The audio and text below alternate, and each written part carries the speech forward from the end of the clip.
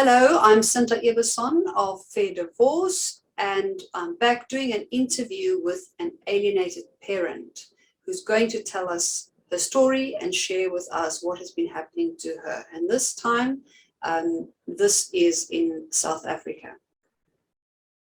Welcome, and thank you so much for joining me and sharing your story. Thank you for doing this, and thank you for having me. Please tell us, how did this happen? Where did it start? Is it as a result of a divorce, high conflict divorce? Please tell us as much as you're comfortable with. I suppose it started with my ex being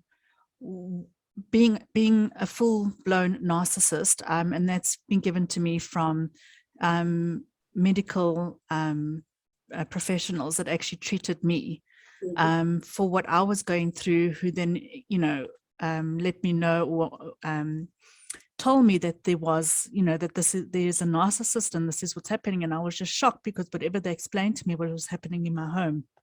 And I had no idea that there were narcissists. And I had to, in the process, actually go through intensive therapy, not only for what I was going through, but for the fact of being exposed to what the reality of what my life was, and coming to grips that it wasn't me that was crazy, and it wasn't me that was just crazy, and that there was someone that was orchestrating this around me he decided that he decided at one stage that he didn't want me in the marriage anymore because sorry, if I may interrupt, it seems like your signal is coming and going because your image is flickering. Can you perhaps just make sure that your computer is standing still and not moving? Yeah, it is still. It might just be my signal, my Wi-Fi. Okay. Well, because it's flashing quite a bit. All right, we'll just bear with it. Please continue. Okay. I was emotionally abused. I was initially physically abused, financially abused, and at some stages there was some sexual abuse as well through the marriage. But being a conservative, from a conservative culture, it was told that, men are like that, and, what are we going to do with him? Kill him? I mean, that's how it is. And, that's just basically what married life is. And it's normal. And so I lived with this normality of it being normal. He would hit me against the walls, and then he would then blame me that him being such a religious man, that it was my fault pushing a religious man to that extent that he would actually hit me against the walls. So eventually the physical stopped because I got the church involved, and it went into emotional. And 2-3 years before the breakup of the marriage, the emotional abuse became very intense. But then I also started asking questions, pushing like, why don't I have a budget to run the family? Why do I have to ask for everything individually in drips and drabs and produce the slip at the end of the night? And everything was counterfeit for the cent. And I just started asking questions. And because I started asking questions, I was then not good enough. I was then not obedient enough for him. So he put into plan to get rid of me. There are 5 children of this marriage. He was never a parent that was available or present in the children growing up. I mean, I ran like an idiot for all of them. Not that I would redo that all over in my life. I love my children, but the sense that there was no help from him. He went to work, and raising the family was up to me. I wasn't allowed to work. I wasn't allowed any of that. I wasn't allowed to have friends. I wasn't allowed to really have access to my family. He would sulk for 2 weeks and I wouldn't know what was going on. And you work very hard to keep the relationship neutral and stable and of a happy place. Yes, and you putting in all this, and you're putting in all that work, but you don't understand why you keep failing and not getting it right.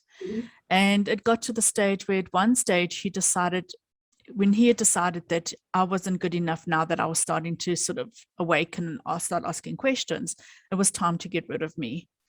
And he then started coming home and tickling the older children and laughing with them and spending time. And I was saying, oh, wow, fantastic. He's finally like becoming like the dad, like maybe he's a better dad for the adult children, but he wasn't a good dad for the babies, which that was fine because I'd covered that. But in the meantime, he started then confiding in the children and this making stories in the sense that he was scared of me, that I was going to kill him, that I'm going crazy, I'm not stable, just all these stories. And the kids started reacting towards me. And what he was actually doing was turning the children to actually discard me from the house. So he was using them to actually push me out the house. And, having had now 7 years of therapy, I actually know that it's not from the heart of my children. I know that it's from them trusting him and loving him and wanting a father figure in their lives, that they, were open to trusting him. And, and I know he's betrayed them and he's manipulated them in the most horrific way that anyone could do to another person. And I'm fearful for my children. I'm fearful for the day they realize it. And I'm fearful for the day, things are exposed to them in the sense when they wake up to it, because it's not a nice thing to come to a realization of. And he, so that's basically how the alienation started. He didn't manage to alienate my little one, who was about 5 at the time. But he didn't want to anyway. He wanted to gone with me because he then didn't have to look after a little one. The others were already adults. So he didn't, he wasn't interested in the little one. I mean, he put it in writing that he's divorced me because I'm unstable, I'm crazy, I'm an abusive mother, but I must leave with the 5-year-old. Okay. The 5-year-old must go. And then that alone just doesn't make sense. Who gives a 5-year-old to an abusive parent? Exactly. And sounds like he set up the whole situation, or painted a picture of what he wanted to, how he wanted to portray you. Yes, yeah. I mean, to the extent where the kids stopped eating when I cooked because they were scared that they were going to get poisoned. It was horrific. He would stand in the background, cross his arms and just grin when the kids would climb into me, and it was like, he was like such a puppet master. And it's taken from those 7 years, it's taken, I'd say, the 4.5 years of no contact with my older kids. They also, with me finding out that he's a narcissist and finding out that this was this is like something that happens and I'm living it and what have you, I exposed him. I opened my mouth for the first time in 24 years, and that's how long I was married to him for. Yes. I opened my mouth for the first time and I exposed him, and I exposed him to the community, and I exposed him to wherever I could expose him. The kids took that very bad, because they were then, sort of were being, they felt that the priest was then moaning at them and shouting at them because of the way they were treating their mother. And, they couldn't even the last 3 years now that I've regained contact with the children, and we've become quite close again. And it's been a mission rebuilding that. We've only now tried to touch on the subject, but very lightly. And my girls' recollection of it is not aware of any of their doing, not aware of any of them standing there and saying to me things like, fuck off, get out of this house, don't you get it, we don't want you here. They have no recollection of any of that. They just have a recollection of me just crying and them scared that I was going to take my life. And they felt that they had to build a wall around them to protect them from me. And, and now that we've gotten quite close, we still haven't divorced, and because he won't bring his financials through and he keeps postponing, I've totally run out of funds to fight him further. He's very well off, but he's playing very poor. Yes. To the extent that my kids are buying his groceries for him. But he owns a supermarket which he sells the groceries. So Pleading Poverty is the name of the game now. pleading poverty, yes. And now he's starting with the children, because now the children are getting close. Now he's starting with things that are coming out of the children's mouths, and things are starting to like get aggravated with the children, is things like, you just won't sign the papers. You want to live in luxury, and the rest of us are going to land up on the street, Mom. You know, can't you just sign the papers and get this over? We are struggling. We are suffering with this. You know, my one child is meant to be getting married, paying for her own wedding. She now wants to cancel so that she can take over school fees for the younger one, because the dad's pleading so much poverty. And it's absolutely killing me, because, you know, as much as you try and say it in a gentle way, saying that this is, we've been here, done this with your dad, you know, this is a game again. It totally traumatizes the children to the extent that I'm so scared I'm going to lose them again. So even though I was like in the beginning, like trying to fight and like not knowing what was going on in my life and trying to stick up for myself and stuff, it just got worse and worse with the dealings with the children, because they were so manipulated. I'm aware of that, but I'm also in a very tight situation where I'm not young. I haven't worked in now 30 years. I've got no experiences behind me. I've got no finance behind me. But now I must sign a settlement saying that I walk away with absolutely nothing. Wow. You know, and you know, it's fighting for my life, for my survival, and for my little one's survival. And in the end, it's also fighting for my older children, because I don't want to fall on my children for them to help me live, because, you know, it's difficult trying to, you know, it's not like I haven't tried to get a job. It's just like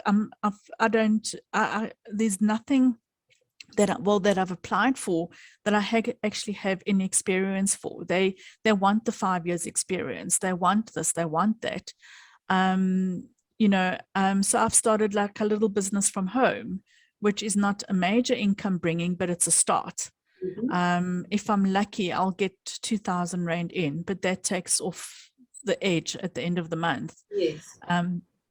You know, I just don't, you know, if I sign these papers and stuff, you know, the way he's like manipulating the children, because he's hidden all his assets. He's got overseas assets. He's got, you know, buildings and houses and whole stuff overseas, and everything he's sent off is overseas. You know, and I know him well. I know he's going to leave the country and he's going to go and retire and watch the sunset drinking a whiskey. I know he's going to do that. And I need to fight. But in the same essence, I need to fight for my survival and for my little one's survival. But I also need to fight to keep my relationship with my children, who is starting to try and alienate from me again.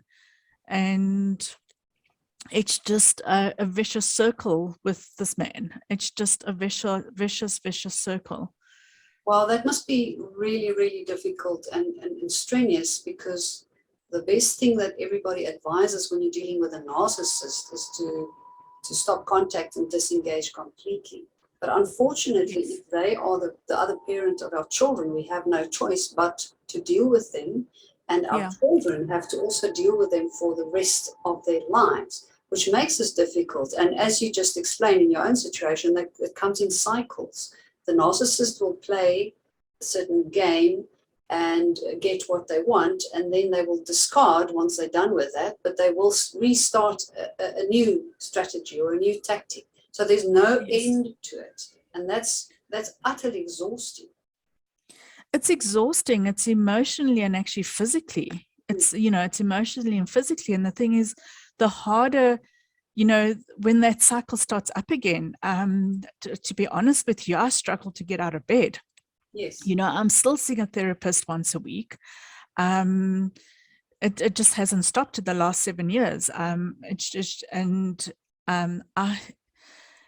you know, as much as you try and motivate yourself, you know, you've been threatened at the core. Your soul's been threatened, and there's really not much to do but just to get through the day and just take it out, you know, take that deep breath, do what you can, the basics as much as you can, and tomorrow's another day, and it comes to me at the end of the night. I mean, I'm in bed by 8 o'clock, and it's like I've survived another day. It is such a huge accomplishment for me, that I might not have done much in it, anything sort of, I might not have done the chores or the stuff that I wanted to do during the day, but I made it to the night, Yeah.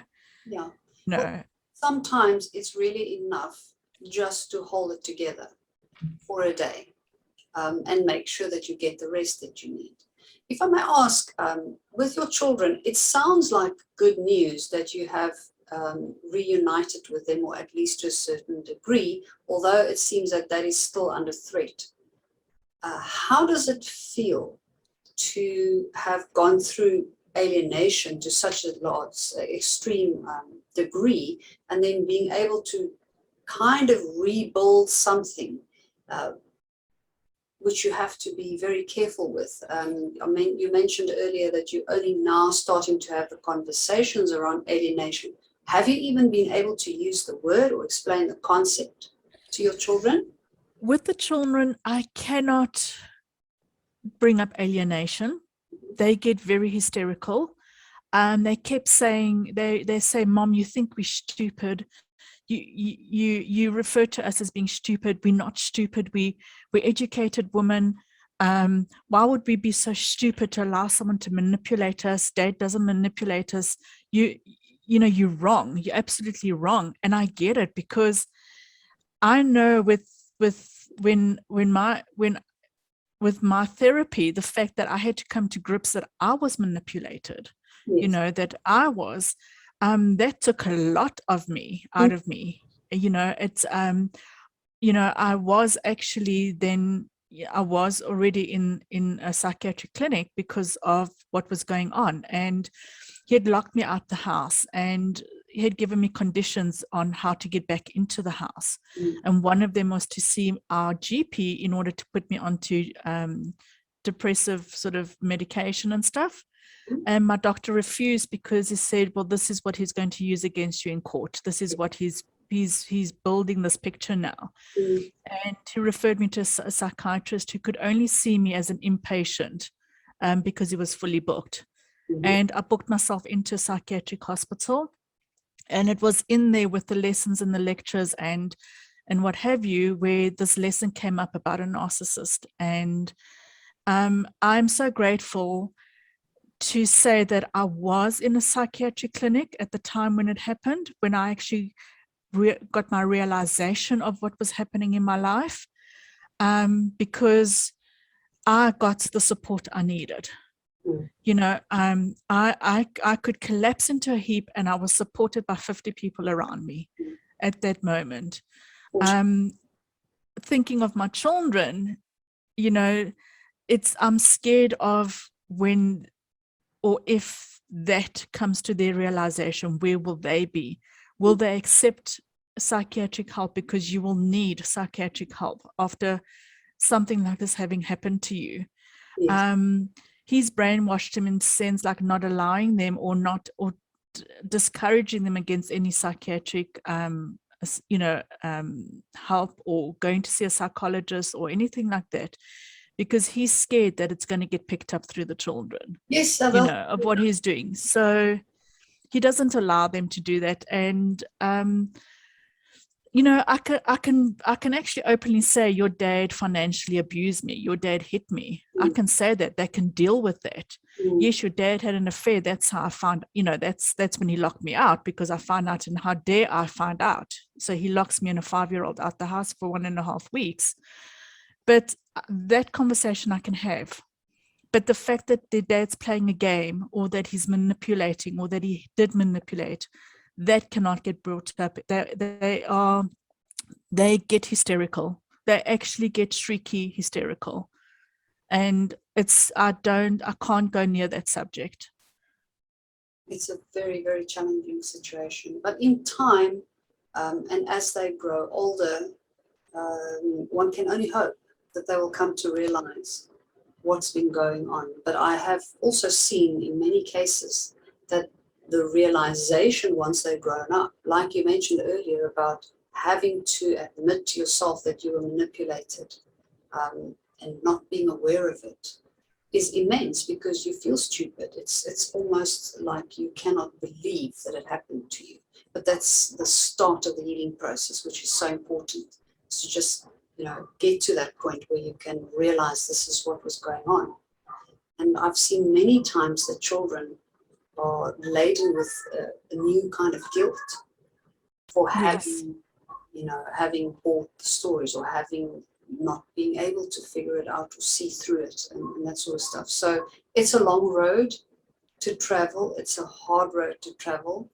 And I wish you all of the best, and strength and wisdom, and just so much love to you and your family. Thank you very much. Very grateful that you took the time to share your story with us. Thank you so much. Thank you very much. And just all the best to everyone out there who might be going through it. 7 years ago, I would never thought my kids would even greet me, even in public, face to face. And now they come to visit and they take my calls. And to me, that's a huge miracle that's actually happened. And I'm grateful. I'm sort of, through my whole soul, I'm actually grateful that's actually happened. But also, like you said, it is a cycle that does rear its head again. And I'm, entering another cycle, but with just help and patience and strength and what have you, we can live through this one and survive it as well. Yes, you can.